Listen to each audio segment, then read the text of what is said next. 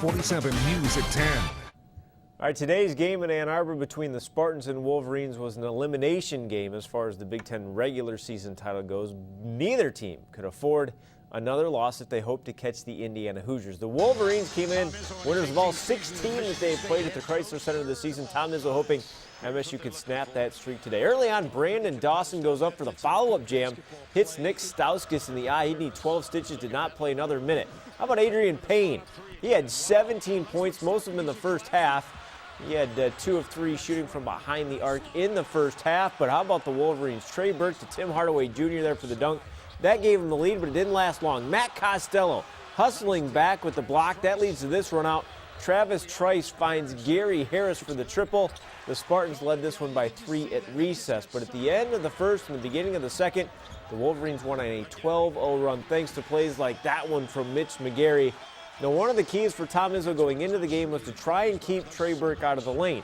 Easier said than done. Burke goes in for the lay-in there to make it a 5-point lead. Then Burke going through the lane once again, extending the lead here to 6 for Michigan. And how about this play? Hardaway Jr. on the break, going to throw it up for Glenn Robinson the third. Michigan led this one by as many as 10 with under 5 minutes to go, but the Spartans would not go quietly.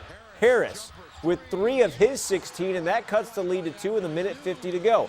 After MSU tied the game, Trey Burke picks Keith Appling's pocket, and that dunk would give Michigan a 2-point lead. But the Spartans were still down by 1 here. 4.9 seconds to go. They get the ball into Harris, but he can't find a shot, and then when he tries to throw it to Appling, Burke is there to pick it off. Michigan wins it 58-57.